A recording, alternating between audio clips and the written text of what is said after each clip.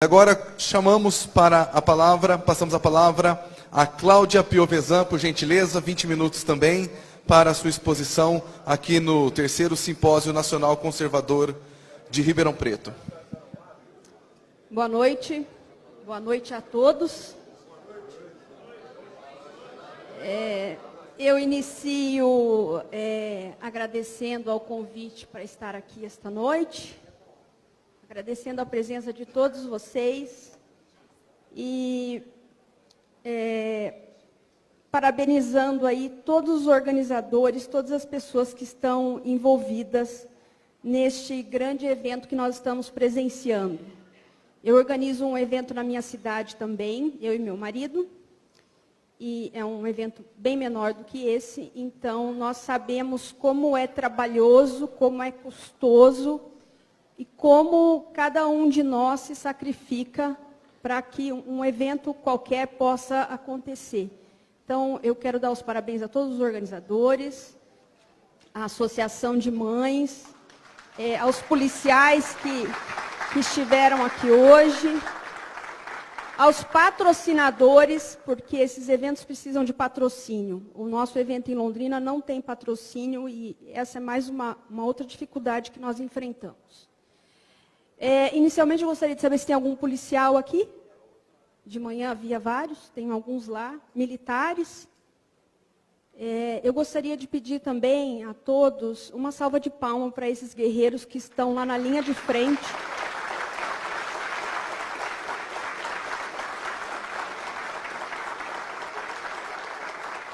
E, em grande parte, nós ainda estamos aqui vivos, graças a eles que têm dado a vida deles para tentar nos defender nesses dias tão difíceis que nós temos vivido. Flávio, se você não sabe o que você está fazendo aqui, eu muito menos. Tá? Mais por uma reciprocidade do Camilo. Eu não costumo fazer palestra mais de 14 anos eu não faço tribunal do júri. Eu prefiro mesmo estar nos bastidores. Então, ele me colocou aqui nessa encrenca. Para vocês terem a noção do tamanho da encrenca, em janeiro, dia 11 de janeiro, ele me convidou para participar de um painel sobre educação. Eu não dou aula, sou promotora de justiça. 20 dias depois, ele me disse que queria que eu falasse sobre a Agenda 2030. Eu falei, nossa, complicou mais ainda. E apenas em junho, ele me pediu para que, junto com a Ludmila, nós falássemos um pouco sobre o projeto anticrime do ministro Moro. E agora eu estou aqui sozinha para falar disso para vocês. O pacote anticrime do ministro Moro é esse calhamaço que está aqui. Ele tem, acho que, cerca de 38 páginas. Quando ele chegou na Câmara, um outro projeto que já estava lá, do ministro Alexandre de Moraes, foi colocado junto com ele. E é esse calhamaço aqui. No Senado, eu consegui identificar já 28 emendas a esse projeto. Na Câmara, eu não consegui, na internet, ter acesso a, enfim, emendas dos deputados para saber o tamanho que já está. Bom, nesse intervalo que eu tinha para dar uma estudada nisso aqui, foi aprovado no Senado a Lei de Abuso de Autoridade. E aí falar sobre o projeto do ministro Moro, quando as nossas cabeças vão ser caçadas muito em breve, chega a ser até complicado. Mas eu vou, então, falar rapidamente sobre isso, porque tem outros 2 assuntos que eu acho que os senhores deveriam saber e deveriam estar ligados sobre o que está acontecendo. Então, eu gostaria de abordar rapidamente o projeto do ministro, a lei de abuso de autoridade e as diversas formas de censura que estão sendo impostas, não só aos cidadãos nas redes sociais, mas aos promotores e juízes de todo o Brasil. Então, eu vou tentar falar isso, o tempo é muito curto, então vai ser assim, muito superficial.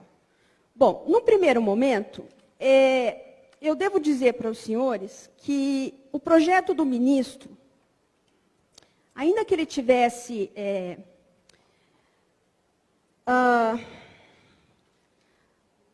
perfeito, e eu entendo que ele não está, e espero que vocês não me agridam lá fora por causa disso. Ele tem alguns obstáculos que nós vamos ter que enfrentar. E a deputada está aqui, né, e a Ludmila, que está aqui, que milita também na Justiça Penal, podem até fazer alguma observação sobre isso. Primeiro, nós temos décadas de uma cultura que nos foi imposta, no sentido de que o bandido é vítima da sociedade, que a sociedade, ela oprime, que o Estado oprime, e por conta disso, nós temos dezenas de livros, filmes, novelas, que foram colocadas na nossa cultura e contaminaram o imaginário da nossa população, criando essa cultura que os nossos amigos Diego Pesce e Leonardo Jardim falam no livro deles, que é a bandidolatria. Então, hoje, os meios de cultura, as universidades, elas estão colocando na cabeça das crianças e dos jovens o bandido como ídolo. Quantos filmes, quantas novelas nós já vimos com essa imagem romantizada do criminoso? Por outro lado, o policial é sempre colocado como o corrupto, o malvadão. Não é isso? Quantos dos senhores já foram vítimas de crime? Podem levantar a mão. Eu já fui várias vezes. Familiares. Quem aqui já teve familiares que foram vítimas de crime? Será que, pelo menos, a maioria de nós saiu satisfeito com a resposta que o Estado deu? Cerca de 98% dos crimes não são apurados. E dentro dessa cultura de amor ao bandido, aí eu já volto para o Flávio. Hoje está inoculado dentro da justiça brasileira um termo chamado encarceramento em massa. Semanalmente ou diariamente, a imprensa de massa solta uma matéria falando das cadeias cheias. Semana passada, o jornal O Globo fez uma série de matérias, eu vi pela internet, eu estou tentando até achar aqui, minha papelada já saiu de ordem. Uma série de matérias falando, o tema central era violência encarcerada. E ali era só para falar como a prisão é uma coisa horrível, inclusive para a família dos presos. Eu não cheguei a ler toda a matéria, mas de tudo que eu já vi, eu tenho quase certeza de que ninguém foi lá perguntar alguma coisa sobre isso para a família da vítima, para as vítimas. E o Flávio disse lá em Londrina, quando te mostrarem uma imagem de um preso em situação ruim, peça para te mostrar a imagem da vítima ou da família dela. Porque isso a imprensa não faz.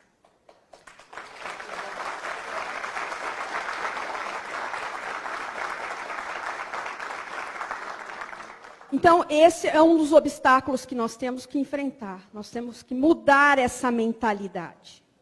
Já tem várias pessoas que estão fazendo aí isso pelo Brasil, vários amigos nossos. Então, nós temos que inverter isso na nossa cabeça.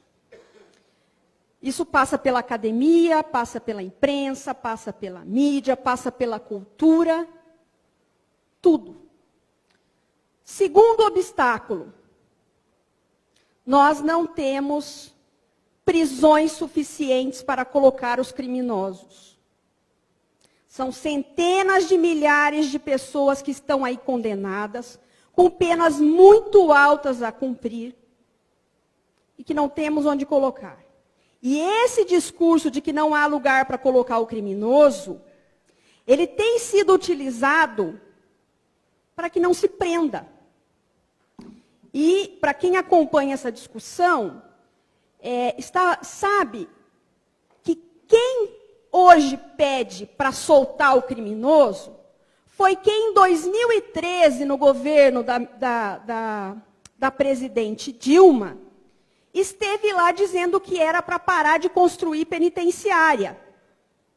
Porque agora, diante da falta de vagas, eles alegam que temos que colocar todo mundo na rua. Porque as situações do cárcere são indignas. Então, nós precisamos de presídios. Me parece que o ministro Sérgio Moro já está empenhado em projetos e começar a construir mais vagas. E o terceiro obstáculo que nós temos para enfrentar é a questão do judiciário, do Ministério Público e do STF, que há décadas está passando por esse processo de inoculação de ideias desencarceradoras. Então, tudo isso que aconteceu na sociedade, aconteceu dentro do Ministério Público, dentro do Poder Judiciário, dentro das universidades. Eu tenho cerca de 7 ou 8 estagiários. Eles chegam para mim sem saber ler e escrever, estagiários de direito, e com o discurso pronto, tá, de abolicionismo penal, de pena do traficante. Para eles, tráfico não é crime mais. Então, eu tenho que começar um trabalho dentro do meu gabinete. Porque se eu não consigo mudar o ponto de vista desse estudante diante da realidade que nós vivemos, então ele não serve para trabalhar. Porque o papel do Ministério Público está sendo modificado. O Ministério Público, agente de transformação social, ele está abandonando a persecução penal, que é a sua função principal. Bom, com relação ao projeto do ministro Moro, como é que está meu tempo aí?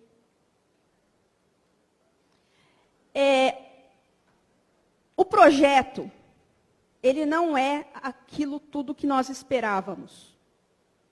Eu entendo que, diante de tudo que já foi dito hoje aqui pelos parlamentares, as dificuldades são muito grandes lá em Brasília. Nós estamos aqui no Brasil profundo e nós não temos a exata noção de todos os enfrentamentos que são feitos lá. Mas o projeto do ministro, ele tem vários problemas de ordem técnica, de linguagem, e aí eu vou aproveitar os dois que me antecederam para falar de problema de linguagem que tem nessa proposta. Por exemplo, um dos objetivos da lei é que as pessoas condenadas passem mais tempo presas, não é? Então, tem regras para o endurecimento do cumprimento de pena. Então, a primeira coisa que nós observamos é a seguinte, que o projeto, ele tenta se adequar à jurisprudência que já existe. E essa jurisprudência é ruim. Mas aí o projeto já começa, digamos assim, meio que se rebaixando para se adequar a essa jurisprudência que não é boa.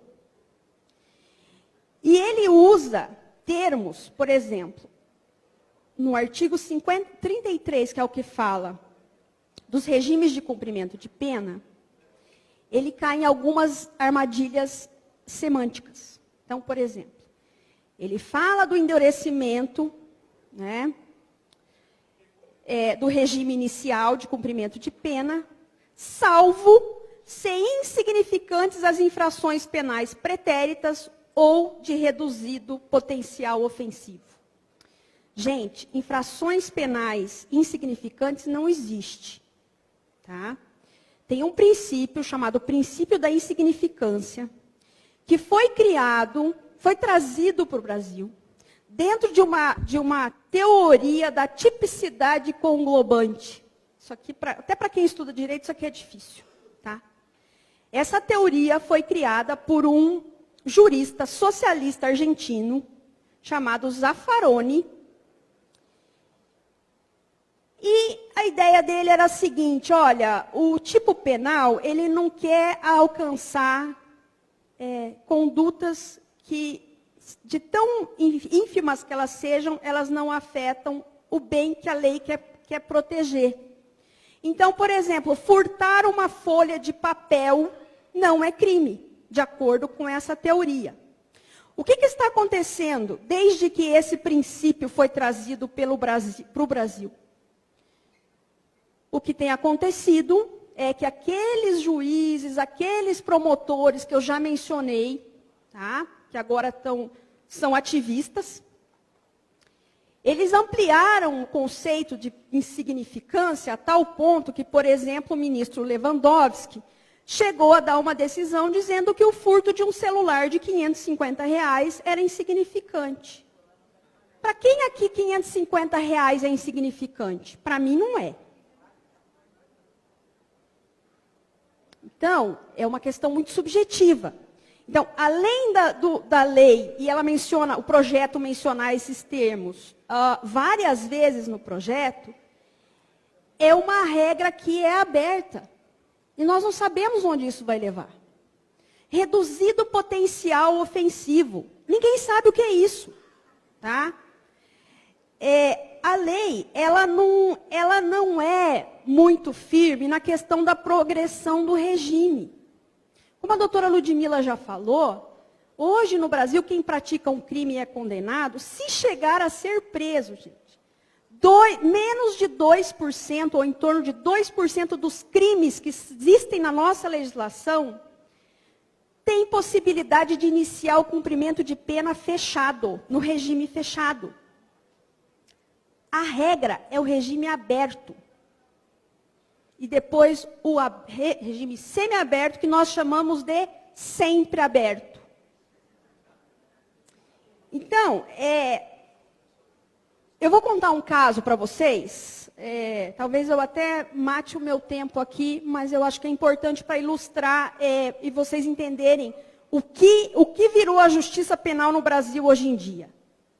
Então, eu vou falar uma frase aqui, que talvez resuma. A justiça penal no Brasil hoje é uma farsa. É um faz de conta. E eu vou dar aqui um caso. Em 2008, eu tive um processo de roubo. Um homem e uma mulher abordaram uma família na véspera do dia das mães. Renderam essa família que estava saindo de uma pizzaria. Eram 5 adultos e um bebê. O assaltante, para fazer a família sair do carro, deu tiro, enfim, criança chorando, aquela confusão toda. Eles montaram uma farsa para tentar enganar a polícia, tá? Para dizer que não eram eles que tinham praticado o crime.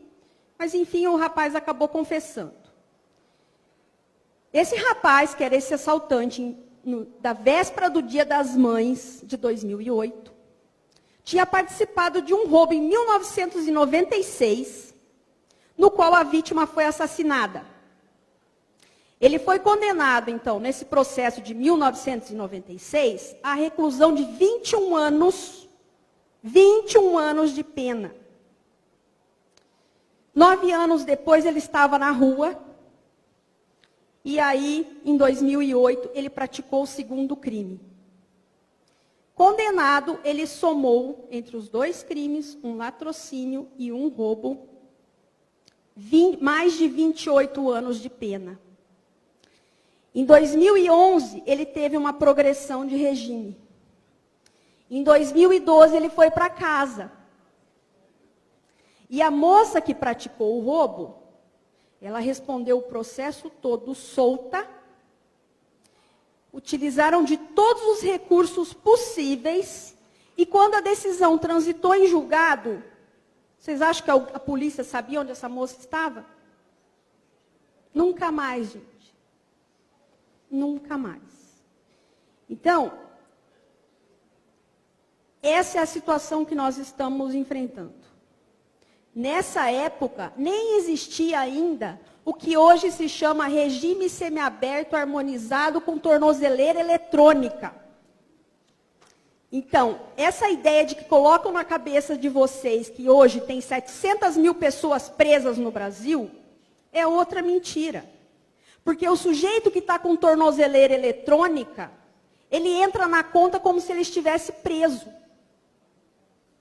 E ele não está. Ele está na rua praticando o crime, vendendo droga. Um outro problema que nós temos é achar que a droga não faz mal. Pergunta para a mãe de um usuário de droga, um viciado, o que ela acha disso? O crime de tráfico de drogas é tratado como se ele não fosse um crime violento.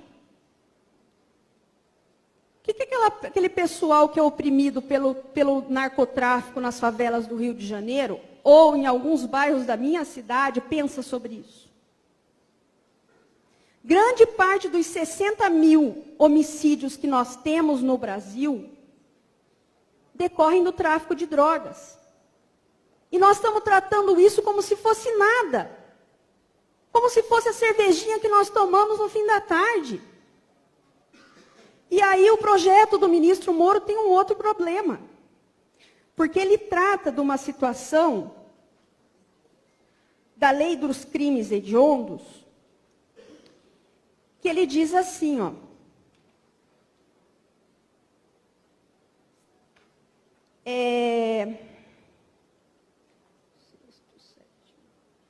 Ele vem falar da progressão do regime. Mas ele diz, ele exclui o crime de tráfico de drogas. Então, o próprio projeto do ministro Moro está dando a entender que o tráfico não é coisa séria. As mulheres traficantes estão sendo beneficiadas com progressão de regime, cumprindo 1/8 da pena. Pergunta para a mãe daquele jovem que não está indo para a escola, porque está trabalhando de aviãozinho lá na esquina, com 8, 10 anos de idade, o que ela acha daquela traficante lá do bairro, porque tem filho pequeno, poder ir para casa com prisão domiciliar?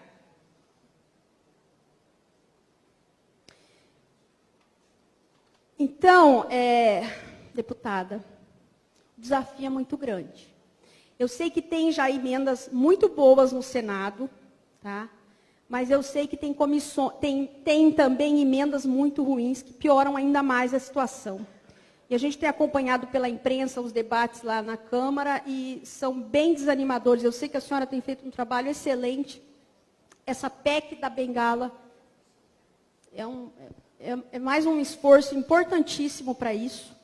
A questão lá da venda dos bens dos traficantes é muito importante, porque esses objetos, muitas vezes carros muito caros, são presos, são apreendidos com o traficante e ficam estragando lá nos depósitos porque não tem destinação. Então, o projeto também tem coisas muito boas. Só que o que ele tem de bom, estão tentando destruir lá na Câmara e no Senado. Então, nós temos que saber o que está acontecendo. Bom, e aí, seguindo adiante, meu tempo deve estar acabando. Conclusão. Então, nós temos o problema da lei do abuso de autoridade.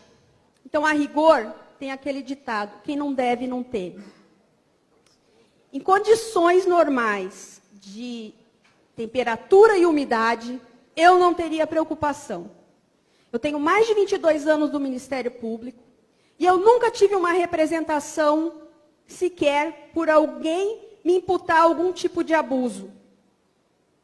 Porque o princípio que nós temos ao oferecer a denúncia é o princípio do indúbio pro societatis. E se na instrução do processo a prova produzida não é suficiente para condenação, o juiz vai absolver e pronto, segue o baile. Só que, em última instância, quem vai julgar o juiz, o promotor, o policial, é o Supremo Tribunal Federal, que fez inclusive uma súmula para que os policiais não pudessem algemar. Então, quando que isso aconteceu? Quando vocês começaram a ver presos, os empresários, os políticos, que eram transportados usando algema. Foi aí que o STF começou a se incomodar com as algemas. Hoje nós temos a Lava Jato que está prendendo políticos, empresários, e isso está incomodando. Então eles querem nos calar. Além disso, o CNJ está para colocar em votação uma portaria, uma resolução do ministro Toffoli, regulamentando, ou seja, a fim de censurar os juízes de direito, para que eles praticamente não possam se manifestar nas redes sociais, e é só assim que a população fica sabendo de algumas coisas.